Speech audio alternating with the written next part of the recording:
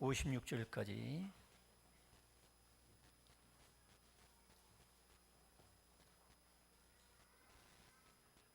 같이 읽겠습니다. 시작.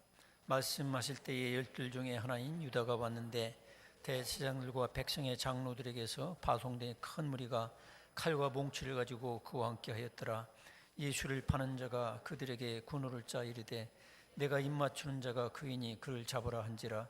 곧 예수께 나와 랍비여 안녕하시옵니까 하고 입을 맞추니 예수께서 이르시되 친구여 네가 무엇을 하려고 왔는지 행하라 하신대 예 그들이 나와 예수께 손을 대어 잡는지라.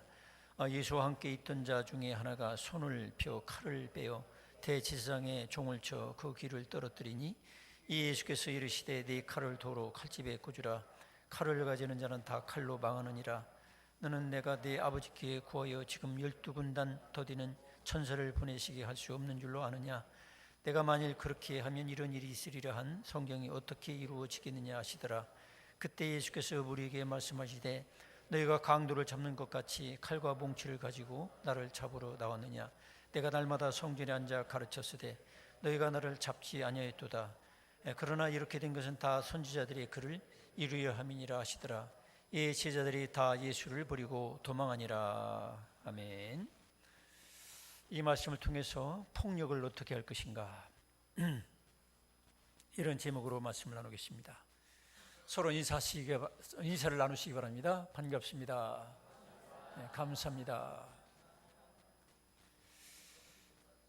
네, 우리가 오늘 읽은 말씀을 보면 예수님께서 이제 폭행을 당하는, 폭력을 당하기 위해서 체포되는 내용이 나오고 있습니다.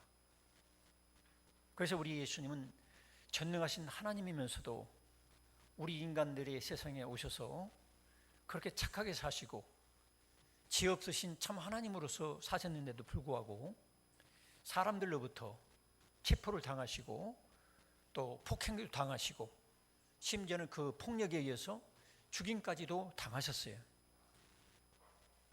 오늘날 우리는 예수님만 이런 폭행을 당하는 것이 아니라 이 세상에 보면 너무 많은 폭력과 폭행이 성행하고 있습니다. 이 말씀을 제가 전해야 되겠다고 하나님 앞에 기도하면서 준비하고 있는데 거의 매일 텔레비전을 보면은 부산 여중생 폭행 사건이라든지 또 뭐 그 위로 여러 가지 사건들이 매일 쏟아지는 거예요. 그러니까 이 폭행과 이 폭력 우리는 무관하지 않아요. 어쩌면 여러분들이 살아오면서 폭행도 했을 것이고 또 폭행도 당했을 것이고 그러면 우리가 이 폭력과 이 폭행을 어떻게 우리가 바라보고 이 폭행과 폭력을 우리가 제거해 나갈 수 있을까? 지금 우리나라는 폭력과 폭행이 아주 가득하고 또 국제관계에서도 이 김정은이는 우리한테 핵미사일을 가지고 우려보고 있고 또 미국은 뭐라고 합니까? 산산조각 내겠다. 김정은이는 끝장 볼 때까지 가자. 그렇게 말하고 있어요. 또 우리 문재인 대통령도 가만 놔두지 않겠다. 그러면서 이렇게 미사일도 쏘고 막 이렇게 서로 대응하고 있어요.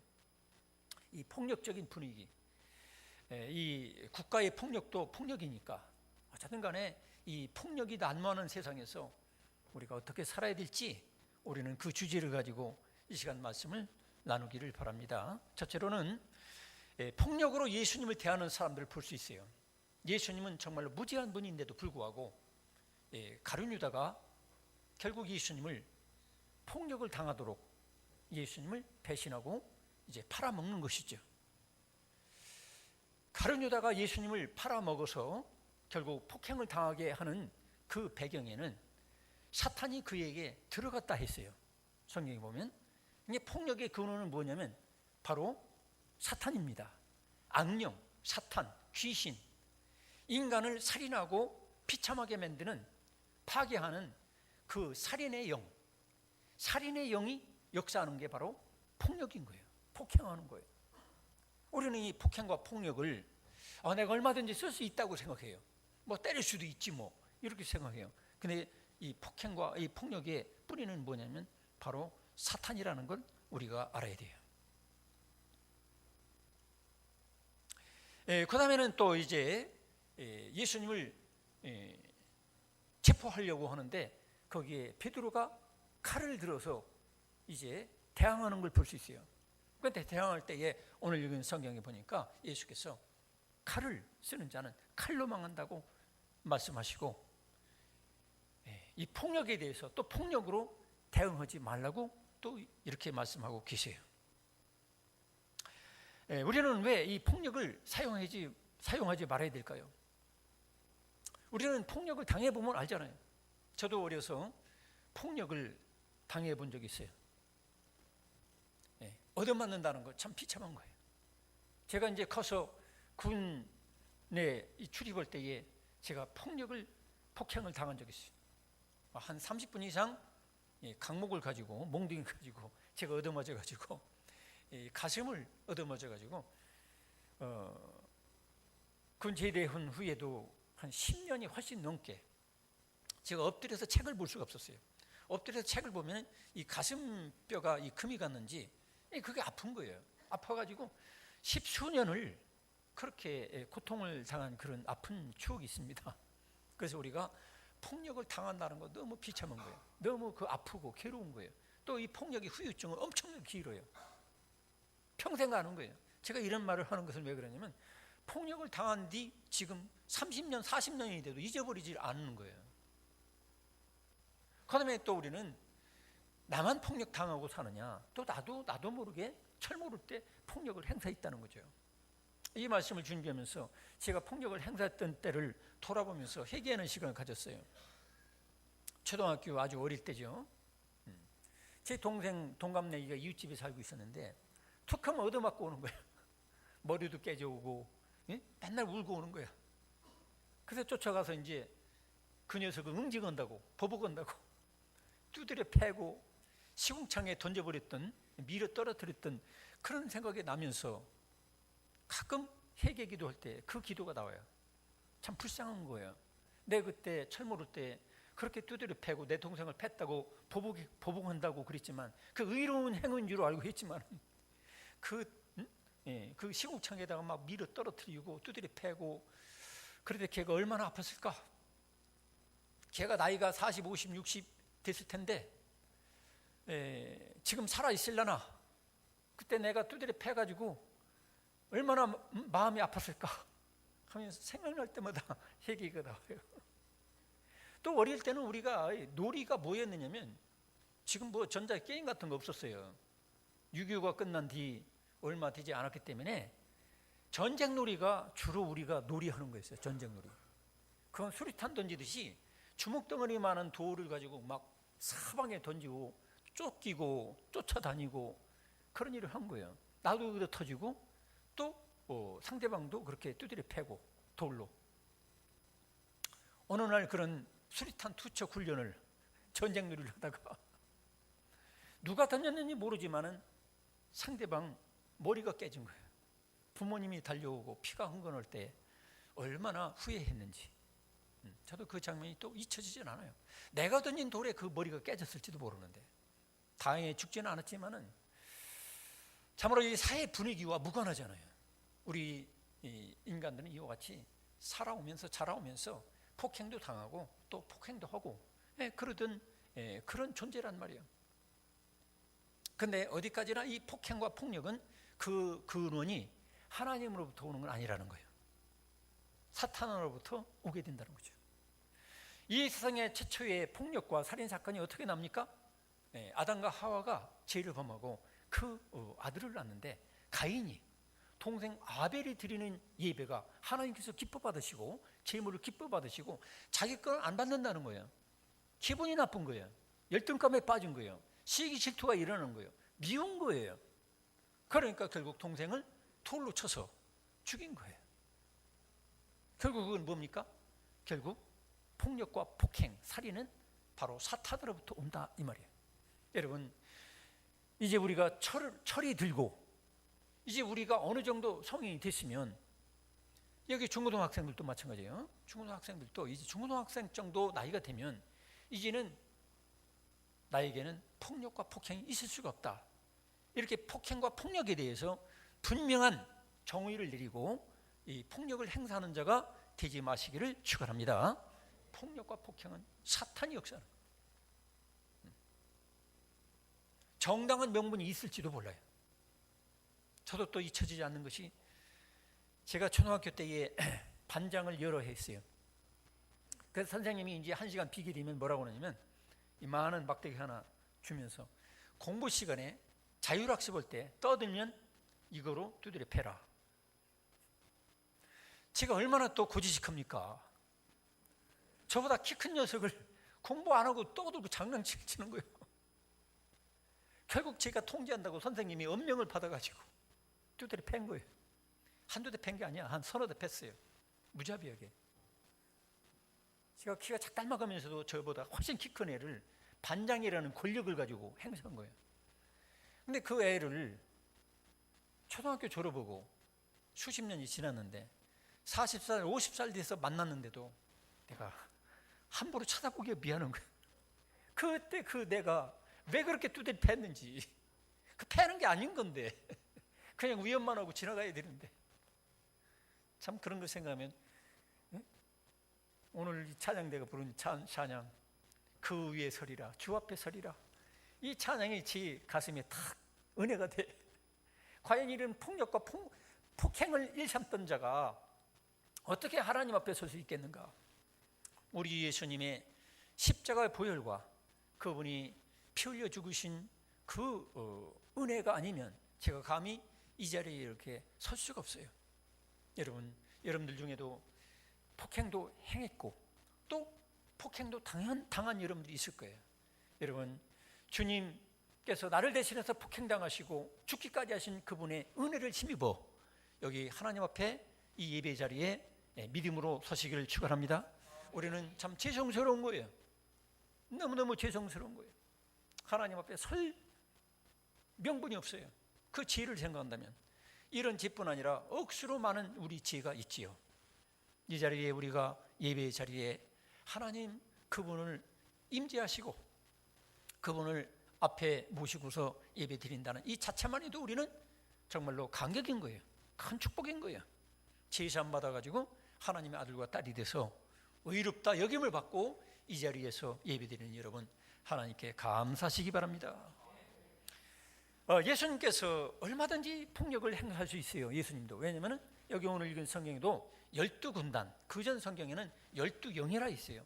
영은, 군단은 그때 당시로 군대의 숫자로 본다면 약 한 6천 명이라고 그래요. 6천 명.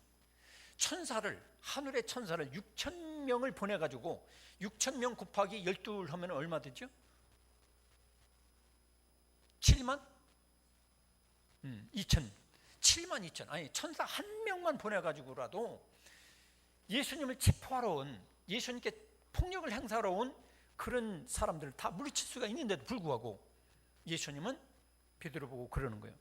12군단 이상 내가 동원해서 나를 체포하고 폭력을 행사하려고 하는 사람들을 다 물리칠 수가 있다. 그런데 예수님은 그 폭력을 행사하지 않았어요. 왜 그럴까요? 첫째로는 인간의 구원과 변화는 폭력으로, 칼로 되지 않는다는 거예요. 오직 예수님의 그 무한한 은혜와 사랑, 십자가의 은혜로서만 인간은 구원받을 수 있기 때문에 예수님은 폭력을 행사하지 않고 무력을 행사하지 않았다는 거죠. 그런데 다른 종교는 어때요? 이슬람, IS, 이슬람 국가 같은 데는 어때요?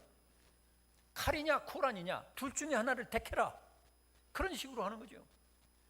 그래서 종교가 분리된 것이 아니라 일치가 돼가지고 이슬람을 믿지 않으면 이슬람 국가는 엄청난 세금을 때리든지 여러 가지 물리적인 그런 폭력을 행사하는 거죠. 거기다가 IS 같은 곳은 그냥 목을 자르는 거예요. 그냥 목을 잘라 죽여요. 근데 우리 예수 그리스도를 믿는 종교는 결코 그런 폭력을 행사할 수가 없어요. 왜냐하면 예수께서 칼을 쓰는 자는 칼로 망한다 했어요. 아무리 의로운 하나님이신 예수님을 지키려고 한달지라도 네가 칼을 쓰면 안 된다. 그래가지고 폭력을 가지고 주님의 뜻을 이루지 않습니다. 성도 여러분, 그렇기 때문에 여러분들도 하나님의 일을 할 때에 내가 저 사람을 1시간 두드려 패가지고 예수 믿게 해야 되겠다, 이런 생각은 버리시길 축원합니다. 두드려 패가지고 폭력을 행사해가지고 예수를 믿게 하는 것은 그건 합당하지 않은 거예요. 그 다음에 구원 얻는 복음의 유일한 무기는 말씀이기 때문에 그래요. 하나님께서 우리에게 주신 검이 있는데, 칼이 있는데, 그게 바로 성령의 칼. 에베소서에서 말씀하시는 대로 하나님의 진리의 말씀, 이 성경의 말씀을 통해서만이 인간은 구원받을 수 있고 변화받을 수 있기 때문에 하나님께서는 이 인간의 물리력, 이 폭력, 무력을 행사하는 것을 금지하시는 거죠. 그 다음에 또 말씀과 성령으로 사는 사람은 흥하고 칼과 폭력을 쓰는 사람은 망하기 때문에 하나님께서는 이 칼과 무력, 폭력을 행사하길 원치 않는 거예요. 자, 그러면 우리가 폭력에 대해서 어떻게 처신해야 되겠습니까? 우리가 먼저 내 자신이 폭력을 행사하는 자가 되지 않기 위해서는 어떻게 되느냐? 오늘날 우리가 예수를 믿어도요, 우리들의 마음속에 어떤 때는 혈기가 올라요. 혈기와 분노가 일어나서 폭력을 행사하려고 하는 그런 마음이 우리들에게 있다는 거죠.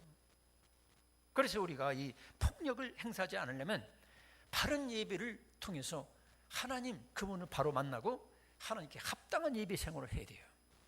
하나님을 만나서 내 속에 있는 그 혈기와 분노, 상대방을 파괴시키려고 하고 상대방을 짓눌러 버리려고 하는 그 험하고 거칠은 물리력, 말, 행동, 칼과 흉기를 사용하려고 하는 그런 자신을 다스려야 된다는 거죠. 여러분 생각을 해보세요. 예수 그리스도를 믿고 이제 우리는 하나님의 아들과 딸이 됐어요. 또 인간은, 모든 인간은 하나님이 성경이 가르치는 대로 우리가 인간관을 생각한다면 모든 인간은 하나님의 형상대로 지음받은 존재고 또 하나님의 걸작품인 거예요. 서로 옆에 있는 분에게 인사합시다. 하나님의 걸작품이십니다. 하나님의 최고의 전지전능하신 걸작품이 바로 내가 더불어 살고 있는 우리들 주변의 사람들입니다. 그런데 이 하나님의 걸작품을 내가 두드려 패고 훼손한다면 하나님께서 용납할 수가 없는 거예요. 그래서 그런 면에서도 우리가 인간 존재 자체는 지음받은 존재 자체로서도 우리가 함부로 폭력과 폭행을 행사할 수 없다는 거죠. 자, 미술관에 우리가 미술 작품을 감상하러 들어갔다고 생각합시다. 미술관에 들어갔는데 그 미술관 작품에는 억짜리도 있고 심지어는 요즘에 명화 같은 건 수십억짜리도 있잖아요. 몇백억짜리도 있잖아요. 근데 내가 들어가서 기분이 나쁘다고 해가지고 그걸 그림을 찢어버리고 칼로 찢어버리고 망치로 두드려 부시면 어떻게 되겠어요? 여러분 수십억 물어줘야 돼요. 수백억 물어줘야 돼요. 그런데 나와 더불어 살고 있는 내 이웃의 사람들은, 인간들은 수십억, 수백억짜리가 아니라 하나님이 지으신 가장 최고의 걸작품이니까 어느 정도 값어치가 나갈까요? 수백억이 아니라 수천억짜리가 넘는 거예요. 그러니까 여러분들이 내 옆에 살고 있는, 내 주변에 더불어 살고 있는 우리 인류를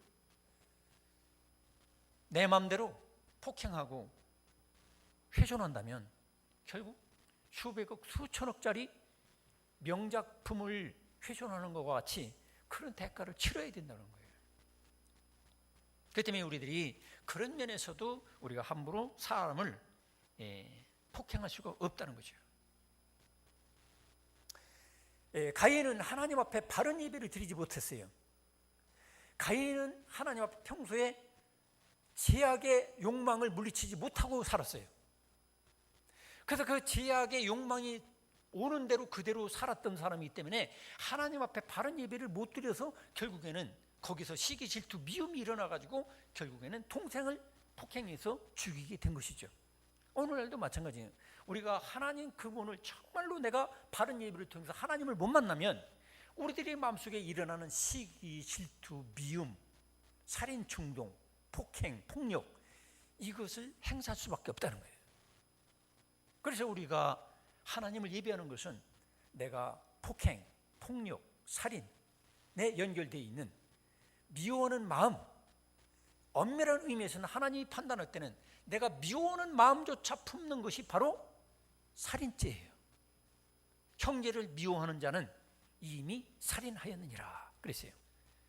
성경 요한일서 3장 15절에도 형제를 미워하는 자마다 살인하는 자니 그랬어요. 이런 미워하는 마음은 우리들에게 다 있잖아요. 종종. 어떤 때는 미워하는 마음이 일어나잖아요.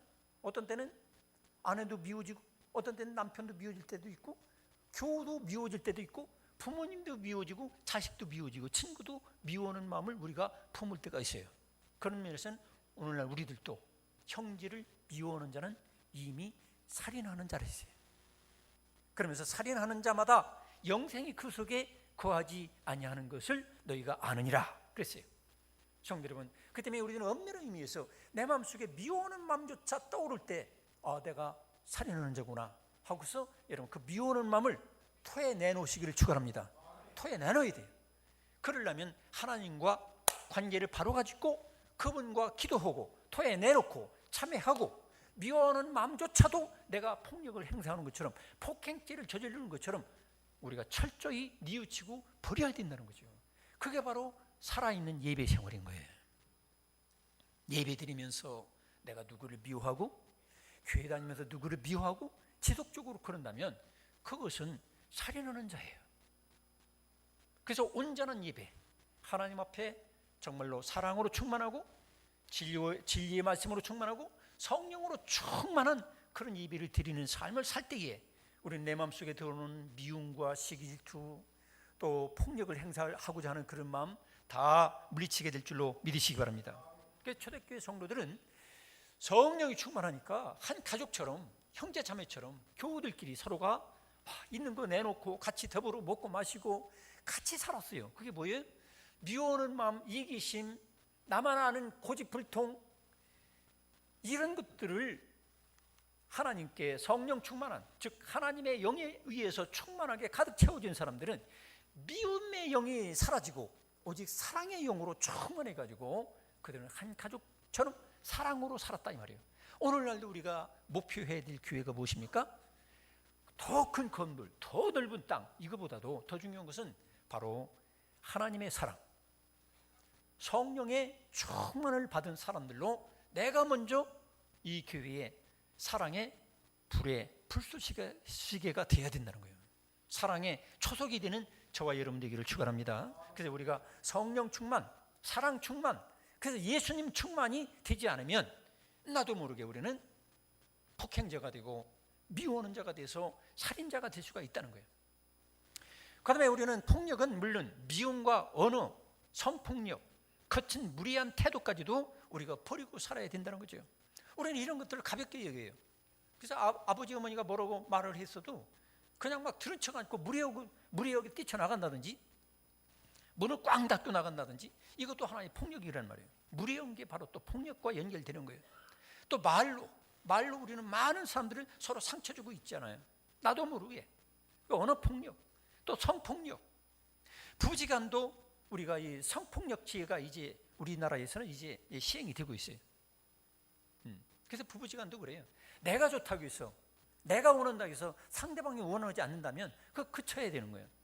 근데 우리들은 이것이 안 되니까 심지어는 가끔 그런 사건이 나잖아요. 종종 일어나는 거 아니지만 심지어는 남자의 성기를 잘라버렸어요.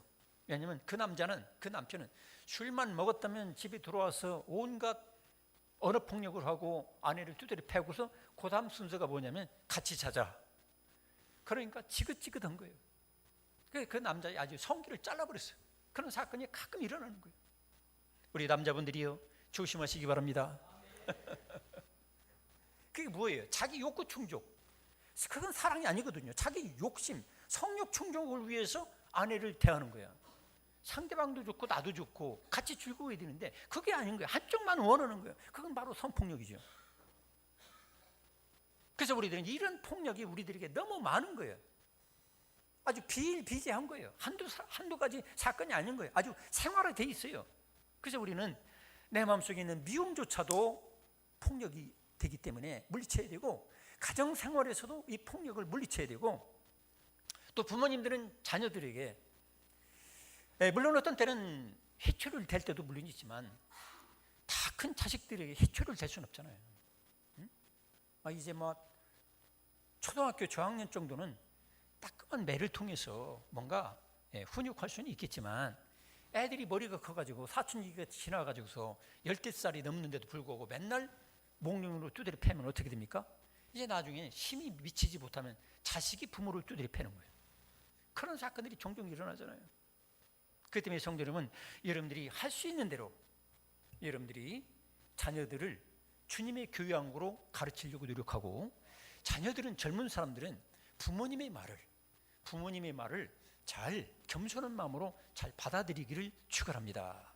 그래서 우리가 폭행자도 나쁘고 또 폭행을 당하는 사람도 나쁜 경우가 있어요. 상대방을 어떻게든 무례하게 처신해서 상대방 혈기를 돋구고 분노를 돋궈가지고 꼭 얻어맞을 짓을 하는 사람들 있잖아요. 그렇다고 폭력을 정당화하는 건 아닙니다. 폭력 자체는 어쨌든 나쁜 거예요. 그렇기 때문에 우리들은 내가 이 말을 해서 내 남편 혈기를 더 돋구는 말이냐 아니냐, 이걸 잘 분별해가지고 우리 아내들은 지혜롭게 처신해야 되고, 그럴 자신이 있다면 여러분들이, 그럴 자신이 없다면 여러분들이 남편에게 삭삭하게 친절하게 사랑으로 대하려고 노력을 해야 되는 거예요. 또 우리 남편들도, 요즘에는 남편들도 폭력을 당하는, 폭행을 당하는 남편들도 있어요.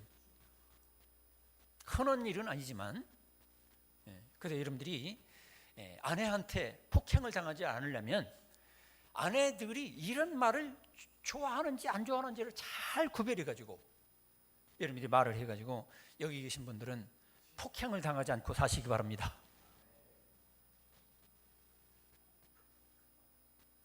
여기 당사자가 계신지 몰라요. 제가 목회하면서 어처구니 없는 그런 일을 당한 적이 있어요. 부부싸움을 하는데 말려주지 않았다고 교회를 다니다 그만둔 분이 계세요. 그러면 이 목사는 맨날 부부싸움할 때마다 119처럼 맨날 출동해야 되느냐 말이에요. 제가 부부싸움 할 때마다 제가 출동을 많이 했어요. 그런데 해보니까 그렇더라고. 나중에 교회에서 보면은 멋쩍은 거예요. 그때 그렇게 했는데, 그걸 알고도 제가 부부싸움 할 때에 제가 말리를 안 갔는데, 목사님 너무하다, 내가 그때 죽을 뻔했는데 말리를 안 와서 나 교회 안 나간다 했어? 아직까지도 교회를 안 나온 분이 계세요. 성도 여러분, 목사는 부부싸움 말려주러 다니는 사람이 아닙니다. 여러분이 알아서 해결해야 돼요. 여러분, 또 이 다 큰 성인 아이들이 있잖아요. 부부싸움 하다가 수세에 몰리면 어떻게 하냐면, 우리 아빠한테 일러, 우리 엄마한테 전화한다. 그건 또 뭐예요? 그것도 폭력이요. 아니, 시집가고 장가갔으면 이제는 완전히 독립해서 니들 살 길은 니들이 알아서 해라, 다 맡긴 거예요. 그런데 툭하면 그냥 친정으로 도망가고 보따리 싸가지고 도망가고 막 위협하고, 그것도 어떤 면에서 그 언어 폭력이죠. 성도 여러분, 이런 폭력에 연루되지 마시기 바랍니다. 그래서 내 가정에서부터 이 폭력과 폭언, 이 폭행을 사용하지 않도록 항상 조심하셔야 돼요. 자녀들이 제일 비참하게 생각하는 건 어떤 때냐면, 아빠가 엄마를 두드려 팰 때, 아니면 엄마가 아빠를 언어폭력으로 욕을 할 때 자존심이, 이 자존감이 완전히 파괴되는 거예요. 그래서 남편과 아내 사이가 서로 폭행도 하지 말 뿐 아니라 폭언도 하지 말고 욕도 하지 말아야 돼요.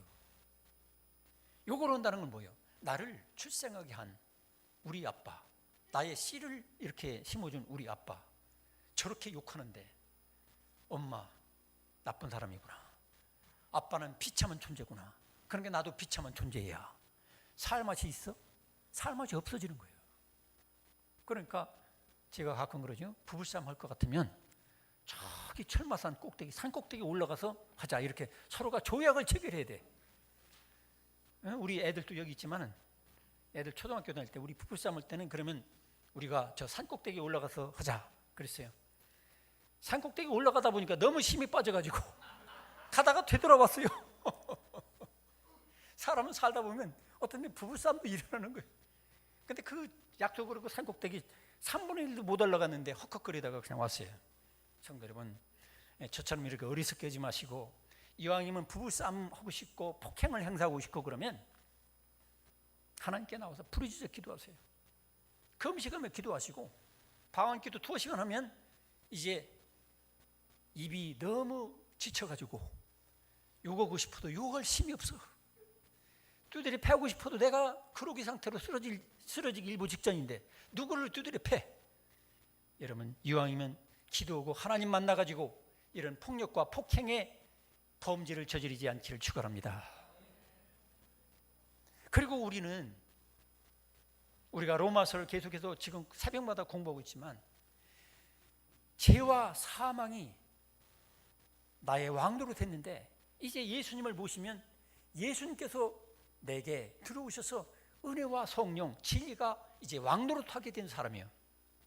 그래서 믿음으로 예수님과 내가 이제 하나가 된 거예요. 그러면 내 이 손은 뭐예요? 예수님과 하나가 된 내 손은 예수님 손이나 마찬가지예요. 이 손 가지고 어떻게 아내를 주먹으로 때릴 수가 있어요? 제가 잘났다는 게 아니라 저는 부부싸움 하는 걸 많이 봤어요. 내 주변에서도. 그럼 힘 있는 남편들이 과거에는 주먹으로 그냥 아래를 두드려 패고 막 그런 걸 보면 어떻게 인간이 돼서 저럴 수 있을까? 연약한 여자를 저렇게 두드려 팰 수 있을까? 이런 생각을 한 적이 있어요. 여러분, 이 손은 바로 예수님의 손으로 상처를 보듬어주고 치료해주고 힘없는 자를 붙잡아주고, 이 손은 모든 인간들을 섬겨야 될 예수님의 손이 된 것을 믿으시기 바랍니다. 이 손을 가지고 어떻게 자기 아내를, 자기 남편을, 자기 자식을, 내 주변 사람을 두드려 팰 수 있느냐 말이에요. 여러분, 여러분의 손에 대해서 새로운 관념을 가지시기 바랍니다. 따르십니다. 이 손은, 한번 여러분 저처럼, 이 손은 예수님 손처럼 사랑해주고 섬겨주고 아픈 곳을 안 아프게 해주는 손으로 쓰임받게 하여 주옵소서. 그렇게 되시기 바랍니다. 이제 우리 손은 누구를 폭행할 수 있는 손이 아니에요. 예수님을 내 마음속에 믿고 영접했으면 이제 예수님 손이 된 거예요. 예수님이 손이 된 이 손을 가지고 누구를 때린다는 거, 뺨을 때린다는 거 있을 수가 없는 거예요. 따르겠습니다. 내 사전에는 폭행은 있을 수가 없다. 그렇게 되시길 축원합니다. 우리 학생 여러분들도 꼭 그렇게 되시기 바랍니다. 저는 어릴 때 그걸 잘 몰라가지고 이 손 가지고 동급생을 두드려 패고 그런 것이 수십 년 지나도 종종 생각이 나는 거예요. 마음이 괴로울 때가 많아요. 성도 여러분, 그렇기 때문에 이 손은 바로 예수님을 내 주님으로 모셨기 때문에 이제 나는 예수님의 종이 되었고 내 손도 예수님의 지체가 되기 때문에 이 손 가지고 나는 내 가족뿐 아니라 내 주변 사람까지도 이 손 가지고 폭행할 수가 없다. 확실한 여러분 이런 마음의 정리를 할 수 있기 바랍니다. 그 다음에 이 다리 가지고 이 발로 누구를 찰 수가 없어요. 이 발은 복음을 전하라고 하나님의 일을 하라고 이곳저곳 돌아다니면서 섬기라고 준 이 다리이기 때문에 이 발로 누구를 찰 수가 없어요. 그렇게 되시기 바랍니다. 그래서 우리들이 만약 폭력과 폭행을 행하려고 하는 마음이 일어난다면 바로 사탄이 역사하는구나 해서 따르겠습니다. 사탄아, 물러갈지어다. 여러분, 물리치기를 축원합니다. 참 우리나라의 지금 폭력적인 분위기를 보면 너무 안타까운 거예요. 국가적인 폭력적인 분위기도 참 안타깝고, 한쪽에서는 끝장을 보겠다, 한쪽에는 산산조각 내겠다, 또 우리나라도 원점을 타격해가지고 아주 박살내겠다 막 그러죠. 그런 분위기에 따라서 여중생들까지도, 우리는 보통 여중생 하면 어때요? 꿈 많은 여리고 여린 아름다운 소녀 이렇게 생각하는데 오늘날 여중생들이 조폭들이 와가지고 연수를 받아야 될 정도가 됐어요. 연수 훈련을 받아가지고 여중생들, 여고생들, 우리 교회 여중생들은 그렇지 않겠지만 이런 걸 뭐 끔찍하잖아요. 두드려 패고 담뱃불로 지지고 소변도 마시게 하고 이런 엄청난 이 사탄이 역사하지 않으면 있을 수가 없는 일들을 하고 있는 거예요. 어떤 69, 70 다 된 할아버지를 개 목줄을 하고 좀 다니라고 그랬더니 엘리베이터에서 밀어 떨어뜨려 가지고 지금 식물인간이 돼가지고 누워있지 않아? 누워있고. 또 우리 부모님들도 그래요. 우리 부모님들도 자식들이 말 안 듣는다고 저쪽 우리 어디요? 저 위쪽 지방에서는 아들이 나쁜 친구고 자꾸 어린다고 해서 칼로 찔렀어. 칼로 아들을 찔렀어요. 그런 건 너무 무모한 거예요. 그런 식으로 훈육하라는 것이 아닙니다. 그러므로 성도 여러분, 내가 누구에게 폭력을 행사한다면 바로 예수님에게 행하는 것이다, 이렇게 생각해야 돼요. 따르겠습니다. 내가 폭력을 행사한다면 바로 예수님에게 폭력을 행사하는 것이다. 더군다나 예수 그리스도를 믿는 우리 성도는 어때요? 여러분 속에 누가 살아계시죠? 예수님이 살아계신 거예요. 성령으로. 성령 하나님이 살아계신데 내 옆에 있는 사람에게 폭력을 행사한다. 그럼 바로 예수님을 때린 죄가 되는 거예요. 예수님 폭행한 죄가 되는 거예요. 예수께서 그랬잖아요. 마지막 심판할 때에 너희가 내가 옥에 갇혔을 때 나를 찾아와 줬고, 내가 목마를 때 너희들이 물을 주었고, 먹을 걸 주었고, 헐벗을 때 옷을 주었다. 그럴 때 뭐라 했어요? 언제 주님이 그런 입장이 됐습니까? 그럴 때 바로 나를 따르는 지극히 작은 자에게 한 것이 바로 내게 한 것이라. 할렐루야. 그러니까 우리 성도들끼리는 더군다나 상대방에 대해서 도와주지 못할 망정 험담하고 비난하고 말로 언어 폭행하고 실제로 또 폭행하고 그런 일이 있을 수가 없다는 거죠. 그러면서 우리는 폭력을 받고 구해주기 위한 최소한의 어떤 공권력과 허용된 그런 선행을 위한 정당 방위의 폭력은 있을 수가 있는 거죠. 저 김정은이가 핵미사일을 우리나라 날린다고 할 때 우리가 우리 공산화되기까지 가만히 있을 수는 없잖아요. 살인 강도가 쳐들어와 가지고 여러분의 아내나 자식을 죽이려고 한다면 여러분들이 그렇다고 가만히 있을 수 없잖아요. 그런 면에서는 우리가 정당한 법적인 폭력까지도 그만두라는 얘기는 아니죠. 하나님의 뜻을 이루기 위해서는 예수님처럼 어떤 때는 묵묵히 예수님처럼 그런 폭력을 당해야 될 때도 물론 있겠지만, 그러나 우리가 불법적이고 그야말로 하나님 뜻도 이루어지는 것도 아닌데도 불구하고 계속적인 폭행을 당한다면 우리는 그것에 대해서 반드시 정당한 처신을 할 수가 있다는 거죠. 그러면서 우리들은 초대교회 성도들은 어땠습니까? 예수의 증인으로 살기 위해서, 전도하기 위해서, 또 주의 몸된 교회를 섬기기 위해서 어떤 경우는 감옥에도 가고, 사도 바울 같은 경우는 수없이 맞아서 거의 죽게 된 정도로 그렇게 폭행을 당하면서까지도 복음을 위해서 일했다는 사실도 우리가 또한 명심해야 되는 거예요. 성도 여러분, 그러면서 우리들이 엄밀한 의미에서 영적으로 생각해 본다면 이 말씀을 준비하면서 그런 생각을 했어요. 오늘날도 예수님은 폭행을 당하고 계시다, 이 말이에요. 이게 무슨 말입니까? 예수님은 육체로 계신 그런 분이 아니지만 지금 성령으로 우리와 함께 계신데 믿음 없는 말을 하는 것은 바로 예수님께 언어 폭행하는 거예요. 우리가 말을 하다 보면 어떤 때는 하나님 그분을 존재 자체를 부인하는 듯한 말, 믿음 없는 말, 사랑이 없는 말을 팡팡 쏟아 놓는다는 거죠. 그게 바로 예수님께 폭행하는 거예요. 내 형제를 미워하고 내 주변 사람들 미워하는 것도 어떻게 보면 영적으로 본다면 예수님을 다시 십자가에 못 박는 것 같은, 다시 때리는, 채찍으로 때리는 것 같은 그런 죄를 범하는 거나 마찬가지예요. 그래서 이 땅에서 가장 많은 폭행을 당하고 억울한 분은 누구냐면 예수님이신 거예요. 그래서 예수님은 바로 채찍에 맞으시고 십자가 못 박혀 죽기까지 하신 것은 바로 내가 당할 사탄으로부터, 흑암의 세력으로부터 당할 모든 폭행과 그 아픔을 우리 예수님이 대신 당하시고 십자가에 죽기까지 하셨다는 사실입니다. 할렐루야. 그래서 우리 예수님이 폭행당한 자의 친구가 되어주시는 거예요. 선한 사마리아 사람의 그런 비유 속에서도 말씀하시는 것처럼 우리 인간 존재는 어떠냐면 악한 사탄이 우리를 강도처럼 우리를 공격하고 찔러서 거의 거반 죽게 된 상태가 바로 인간 존재예요. 그런데 우리 주 예수님이 오셔서 우리를 들쳐업고 우리를 치유해 주시고 주님의 은혜로 우리를 성하게 만들어준 것을 믿으시기 바랍니다. 그래서 우리는 이런 악한 사탄의 역사를 물리치기 위해서 내 가정에서, 우리 교회에서, 내 주변 직장에서 이 폭력에 대해서 첫째로는 내가 폭력을 행사하는 자가 되지 않도록 깨어서 기도하고 성령 충만한 사람, 사랑이 충만한 사람이 될 뿐 아니라 이 땅에 폭행과 폭력을 당해가지고 고통당하는 사람들을 위해서 기도해주고 그들을 싸매주고 그들의 심정을 동정해주고 그들이 예수 그들을 믿고 치유받을 수 있는 길을 열어주는 저와 여러분 되기를 축원합니다. 기도하겠습니다. 이 시간 우리 기도